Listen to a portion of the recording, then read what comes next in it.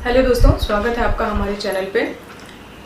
आज मैं बात करने वाली हूँ एसीएफ का। आप लोगों का नोटिफिकेशन आया है छत्तीसगढ़ में, उसमें एक इन्वायरमेंट का पार्ट है जिसकी क्लासेस मैं लेने वाली हूँ। ठीक है, मैं कोशिश करूंगी कि आपको चीज़ें अच्छे से समझ में आए। तो सबसे पहले जो है वो हम डिस्कस करेंगे इसके सिलेबस को। सिलेबस को अच्छे से समझने के बाद हम ये देखेंगे कि किस तरीके से हम इस पूरे पार्ट को कवर करेंगे जिससे कि आपको मैक्सिमम नंबर मिल सके। ठीक है, इसके लिए हम प्रीवियस ईयर क्वेश्चंस पेपर भी देखेंगे। तो सबसे पहले हम देख लेते हैं जो हमारा सिलेबस है। सिलेबस आपका मेन जो है वो 2 पार्ट में डिवाइडेड है। एक जैव विविधता और उसका संरक्षण, इसमें कुछ छोटे छोटे और टॉपिक्स भी दिए हुए हैं। और दूसरा जो है वो आपका पर्यावरण प्रदूषण है। इसमें सिर्फ पर्यावरण प्रदूषण नहीं दिया है, इसमें कुछ और 1-2 टॉपिक जो है आपको इन्वॉल्व इसमें किए गए हैं। ठीक है, तो अगर आपको सिलेबस समझ में आ जाएगा तो कुछ चीजें आपके माइंड में क्लियर हो जाती हैं कि हम किस तरीके से पढ़ेंगे। तो एक बार हम डिस्कस कर लेते हैं सिलेबस को। तो देखिए, जैव विविधता में हमें क्या पढ़ना है। मेन हम देखेंगे कि जैव विविधता होती क्या है। मैं आपको समझा रही हूँ, बस आप समझते जाइएगा। ठीक है, बाकी सिलेबस आप लोगों के पास है, उसकी कोई दिक्कत नहीं है, ना नोट करने की कोई जरूरत है। बस एक बार हमारे माइंड में होना चाहिए कि हमें क्या पढ़ना है और क्या नहीं पढ़ना है। तो जैव विविधता में हम इसका देखेंगे क्या, मेन डेफिनेशन देखेंगे, क्या हिस्ट्री है इसकी, किस तरीके से हमें इसमें आगे जाना है, प्रीवियस इसकी क्या चीजें रही हैं। ठीक है, सेकेंड हम देखेंगे इसका प्रकार, मापन। इसमें आपको प्रकार की तीनों विधियां आपके सिलेबस में डिस्क्राइब की हुई हैं। मापन का जो सिलेबस में दिया नहीं हुआ है, लेकिन पिछले साल 2016 का जो क्वेश्चन पेपर मैंने देखा है उसमें आया हुआ था, इसलिए हम इसमें मापन भी देखेंगे। ठीक है, भारत एवं विश्व की जैव विविधता के बारे में हम देखेंगे।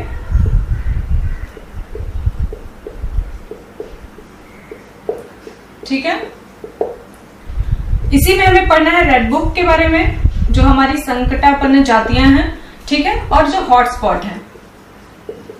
अब देखिए, इस पूरे सिलेबस को हम कैसे कंप्लीट करेंगे, उसके लिए हमारे पास पहला तो हम फुल डिस्क्रिप्शन देखेंगे। दूसरी कुछ ऐसी चीजें होती हैं जो याद करने में हमें क्या होता है, बहुत इजीली याद नहीं हो पाती। उसके लिए हम क्या करेंगे, माइंड मैप्स देखेंगे। कुछ चीजें होंगी जो हमें मैप के थ्रू समझनी होंगी। ठीक है, मैप्स भी देखेंगे कि इंडिया में कौन सी चीजें कहाँ पे हैं, लाइक हॉटस्पॉट है। और अगर हम इसमें आर्द्र भूमि को देखते हैं, रामसर समझौता के तहत कौन कौन सी चीजें आती हैं, अगर वो सारी चीजें देखेंगे तो हम मैप के थ्रू यह देखेंगे। इससे क्या होगा कि सारे जो स्थल है वो आपको इजिली याद हो पाएंगे। ठीक है, उसके बाद हम इसमें देखेंगे ऑब्जेक्टिव क्वेश्चंस।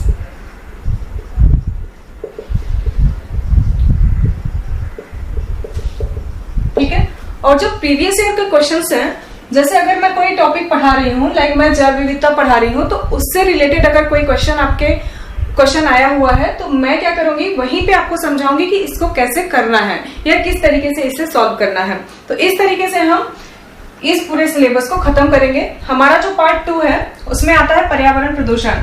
इसमें जो आपके सारे प्रदूषण हैं, ठीक है, प्रकार, लाइक वायु, जल, समुद्री, मृदा, ध्वनि और तापीय।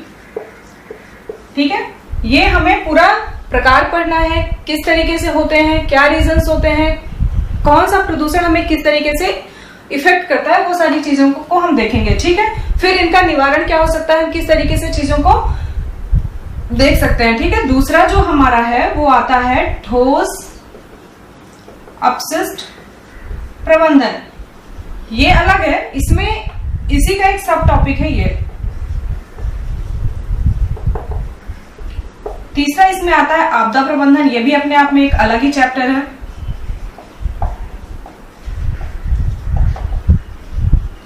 और फिर चौथा इसमें आता है हमारा क्या, जनसंख्या वृद्धि। सेम जो हमने पहले देखा था कि पहले हम डिस्क्रिप्शन देखेंगे, माइंड मैप्स देखेंगे अगर कुछ जरूरी होता है तो। हालांकि इसमें ज्यादा हमें मैप की जरूरत नहीं पड़ेगी, पर हमें माइंड मैप की जरूरत इसमें बहुत ज्यादा पड़ती है, जिससे क्या होता है, चीजें आपको एग्जाम के टाइम पे ज्यादा अच्छे से याद रह जाती हैं। ठीक है, उसके बाद ये सारे टॉपिक्स हम कवर करेंगे। और हाँ, मेन जो है हमारा ऑब्जेक्टिव क्वेश्चंस हम जरूर सॉल्व करेंगे। तो जितने भी मेरे पास प्रीवियस ईयर क्वेश्चंस पेपर हैं उन सबको हम सॉल्व करेंगे one by one, chapter wise chapter या फिर टॉपिक वाइज टॉपिक। कितने क्वेश्चंस आ सकते हैं, किस तरीके के क्वेश्चंस आते हैं और उन्हें किस तरीके से हमें देखना है, वो सारी चीजों को हम पढ़ेंगे।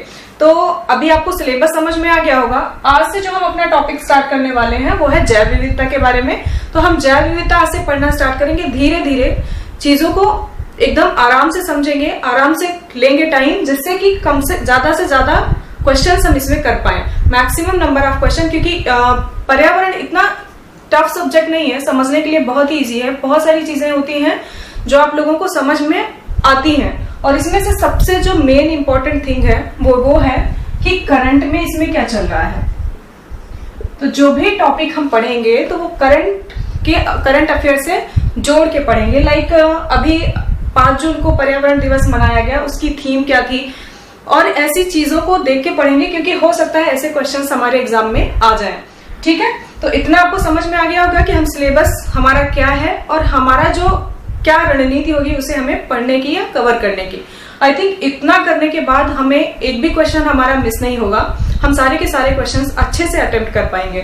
ठीक है, तो चलिए हम स्टार्ट करते हैं अपना आज का पहला टॉपिक। ओके, तो हम सबसे पहले देखते हैं जैव विविधता की डेफिनेशन क्या है। एक नॉर्मल डेफिनेशन आप देखिए कि किसी भी प्राकृतिक प्रदेश अथवा बायोम में मिलने वाले पौधे एवं जंतुओं की विविधता को हम क्या कहते हैं, जैव विविधता कहते हैं। ये आपकी एक डेफिनेशन हो गई। समझने के लिए देखिए 2 वर्ड्स आपको दिख रहे हैं, एक दिख रहा है जैव और दूसरा दिख रहा है आपको क्या, विविधता। विविधता का सीधा सीधा मतलब होता है भिन्नता। ठीक है, और जैव में जो हमारे जंतु आते हैं, मतलब जितने भी सजीव होते हैं उनको आप किसमें रख सकते हैं, जैव में। तो जंतु, प्राणी और प्लस जो हमारे पेड़ पौधे होते हैं। ठीक है, मतलब जंतु, प्राणी और पेड़ पौधों में जो भिन्नता पाई जाती है उसे ही हम क्या कहते हैं, जैव विविधता देखते हैं। आप अपने आसपास देखते होंगे कि लाइक आप इंसानों को ही देख लिए, सारे इंसान एक जैसे नहीं हो सकते, हर इंसान अलग अलग होता है। इवन एक ही माँ बाप से उत्पन्न संतानें भी एक जैसी नहीं होती हैं, वो भी डिफरेंट होती हैं, एक दूसरे से अलग होती हैं। ठीक है, तो इसी को ही हम क्या कहते हैं, जैव विविधता कहते हैं। जो भी भिन्नता पाई जाती है, जो भी हम एक दूसरे से भिन्न है, उन सबको हम किसमें रखा जाता है, जैव विविधता में रखा जाता है। इतना आपको समझ में आया कि जैव विविधता होती क्या है। प्राणी, जंतु या पेड़ पौधों में जो भी भिन्नता पाई जाती है उसे ही हम क्या कहते हैं, जैव विविधता कहते हैं। इसकी ये डेफिनेशन आप लिख लीजिएगा और इसे आप समझने के हिसाब से रखिए। ठीक है, अब हम कुछ फैक्ट्स देख लेते हैं। तो पहला फैक्ट हो गया जो कि डायरेक्टली आपसे क्वेश्चंस पूछे जा सकते हैं। ठीक है, ऐसे ही क्वेश्चन पूछे जाते हैं कि जैव विविधता का फादर या फादर ऑफ बायोडाइवर्सिटी किसे बोला जाता है। तो जैव विविधता के जो जनक हैं, फादर है, आप लोग लिखते जाइएगा ऐसे का ऐसे। ठीक है, E.O. विल्सन। ठीक है, इन्हें हम क्या कहते हैं, जैव विविधता के फादर या जनक बोला जाता है। पहला फैक्ट आपका ये हो गया। दूसरा, जैव विविधता शब्द सबसे पहले किसने दिया था। ठीक है, देखिए इसमें बहुत सारे विभिन्न मत हैं, लेकिन जो एक स्टैंडर्ड बुक मानती है हम उसे पढ़ते हैं। तो वॉल्टर जी रोजन, इन्होंने 1986 में सबसे पहले जैव विविधता शब्द को दिया था। क्या नाम है, वॉल्टर जी रोजन। कब दिया था, 1986 में। तो क्या इससे पहले जैव विविधता के लिए कोई शब्द ही नहीं यूज होता था, ऐसा नहीं है। इसके पहले भी कुछ शब्द यूज होते थे, उन्हें हम लिख लेते हैं। ठीक है, जैविक विविधता। जैविक विविधता किसने कहा था, रेमंड एफ दशमान। ठीक है, दशमान 1968। उसके बाद एक अमेरिकी वैज्ञानिक थे जिन्होंने इसे क्या कहा, जैविक विविधता। उनका नाम था E. लॉवेंजर। इतना आपको समझ में आ गया। हमने क्या क्या देखा, जैव विविधता होती क्या है, जो भी सजीव होते हैं लाइक जीव जंतु, प्राणी, पौधे, उनके बीच में जो भिन्नता पाई जाती है, जो विविधता पाई जाती है, उसे हम क्या कहते हैं, जैव विविधता कहते हैं। पहली चीज हो गई हमारी। दूसरी, कि जैव विविधता का जनक किसे कहा जाता है? E.O. विल्सन को कहा जाता है। ठीक है, जैव विविधता शब्द किसने दिया था? इसमें बहुत सारे गतिरोध हैं, कहीं कहीं बुक पे आपको कुछ और लिखा हुआ मिल सकता है, लेकिन जो एक स्टैंडर्ड बुक हम देखते हैं उसके हिसाब से वॉल्टर जी रोजन ने 1986 में जैव विविधता शब्द को दिया था। दूसरी चीज हो गई हमारी। तो तीसरी देखिए, जैविक विविधता किसने कहा था? रेमंड एफ दसमैन ने 1968 पे बोला था। और जैविक विविधता शब्द जो है ई लॉव जॉय ने दिया था, इसको भी आप लिख लीजिए, ये 1980 में दिया था इन्होंने। ठीक है, इतनी चीजें हमारी हो गई। अब कुछ और फैक्ट्स हम देख लेते हैं, लाइक जैव विविधता दिवस कब मनाया जाता है? ये आपका करंट का क्वेश्चन है। ऐसे ही डायरेक्ट छोटे छोटे क्वेश्चंस और छोटे छोटे फैक्ट्स पूछे जाते हैं, आपसे कोई बहुत बड़ी डेफिनेशन नहीं पूछी जाती, बस चीजें आपकी समझ में होंगी तो आप क्वेश्चंस को बहुत आसानी से कर पाएंगे। ठीक है, तो जो जैव विविधता दिवस है वो हमारा कब मनाया जाता है? 22 मई को। ठीक है, 22 मई को हम क्या मनाते हैं? जैव विविधता दिवस। याद रखिएगा, क्योंकि 2016 के उसमें पूछा गया था आपसे पर्यावरण दिवस, तो हो सकता है आ सकता है, इसलिए याद रखिएगा 22 मई। अब जो हमारी अभी हुई थी जैव विविधता दिवस, जो हमारा अभी 22 मई को मनाया गया था, उसकी थीम पूछी जा सकती है आपसे, तो आप थीम याद रखिएगा। और सॉल्यूशंस आर इन नेचर, मतलब हमारे समाधान जो है वो प्रकृति में है। ये 2020 का जो जैव विविधता दिवस था उसकी थीम थी। 2020, अगर आपको 2019 की थीम लिखनी है तो आप लिख सकते हैं 2019 की भी लिख लीजिए, वैसे आने के चांसेस कम है पर फिर भी लिख लीजिए, हमारी जैव विविधता, हमारा खाद्य एवं हमारा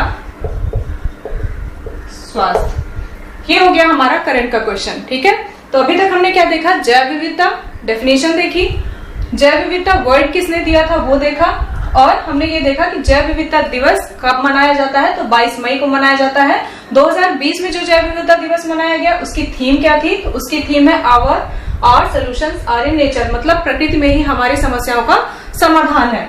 2019 की भी हम देख लेते हैं, कभी पूछ ले तो, हमारी जैव विविधता, हमारा खाद्य एवं हमारा स्वास्थ्य। इतनी चीजें हो गई। आप ऐसे का ऐसे ही नोट करते जाइएगा।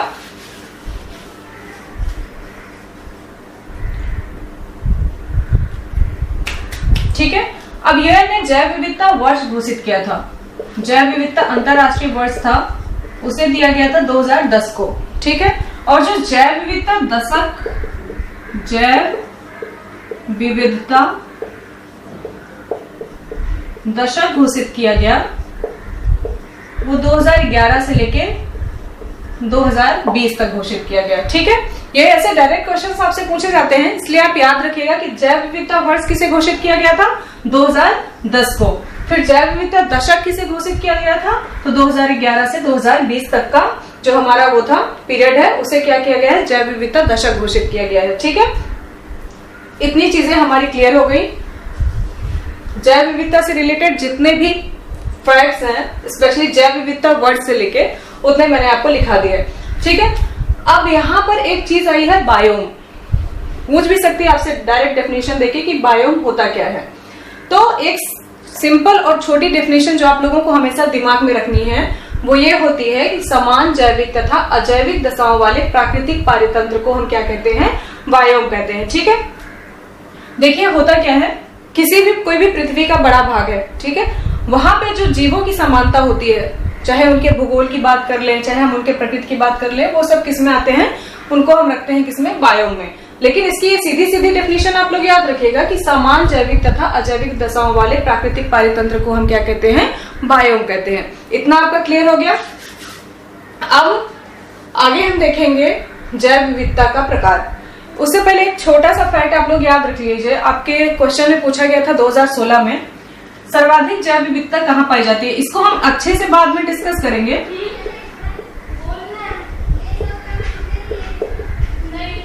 ठीक है, सर्वाधिक जैव विविधता कहाँ पर पाई जाती है, इसको हम बाद में, हमारा एक पूरा टॉपिक ही होगा, लेकिन यहाँ पर एज अ फैक्ट आप दिमाग में रखिए। ये देखिए, ये हो गई हमारी पृथ्वी। क्वेश्चन मुझे याद आया इसलिए मैं इसे यहाँ पे करा रही हूं। ये हो गया हमारा 0 डिग्री अक्षांश। आपने अक्षांश और देशांतर पढ़ के रखा होगा जब आपने वर्ल्ड ज्योग्राफी पढ़ी होगी। तो ये हमारा हो गया 0 डिग्री अक्षांश। अब हम जब इधर जाते हैं तो ये 23.5 डिग्री पे हमें क्या मिलती है, कर्क रेखा। और जब हम इधर आते हैं तो 23.5 डिग्री पे हमें क्या मिलती है, मकर रेखा।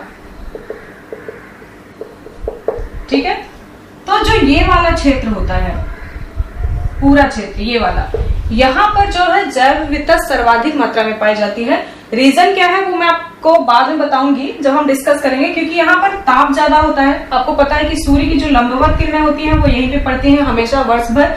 तापमान ज्यादा होता है, इससे क्या होता है, यहाँ पे वर्षा ज्यादा होती है। वर्षा ज्यादा होती है, इस कारण यहाँ पर जैव विविधता सर्वाधिक मात्रा में पाई जाती है। ठीक है, इसके बारे में हम बाद में डिस्कस करेंगे, लेकिन अभी आप एक क्वेश्चन के हिसाब से देख लीजिए। लेकिन अभी देखिए, एक चीज उसमें पूछी थी, आपका क्वेश्चन क्या था, क्वेश्चन था कि जैव विविधता